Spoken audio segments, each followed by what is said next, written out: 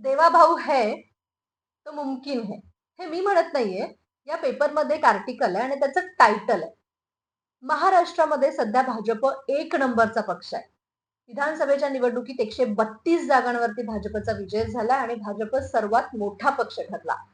तर नगरपंचायत आणि नगर परिषदेच्या निवडणुकीमध्ये भाजपला 120 जागांवरती विजय मिळाला.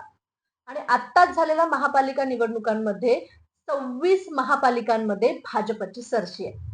आणि त्यामुळेच भाजप सध्या महाराष्ट्रात एक नंबरचा पक्ष आहे.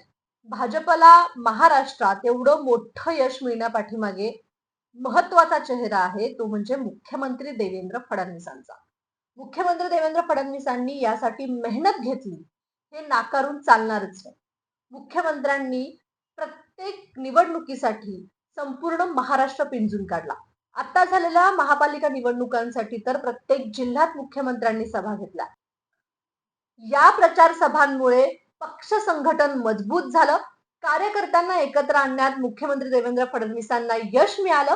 प्रचाराला एकसंध दिशा त्यांना देता आली आणि या सगळ्यामुळे भाजपची जी कोर वोट बँक आहे ती एकत्र यायला मदत झाली. मतांचं विभाजन कमी झालं आणि याचा थेट फायदा भाजपला निवडणुकीत झाला. विरोधक भावनिक मुद्द्यांमध्ये अडकले असताना मुख्यमंत्र्यांनी रणनीती आखली आणि भाजप सर्वात मोठा पक्ष ठरला. भाजपच्या या विजयी घौडदौडमध्ये मुख्यमंत्री देवेंद्र फडणवीसांची मेहनत विरोधकांना हलक्यात घेता येणार नाही.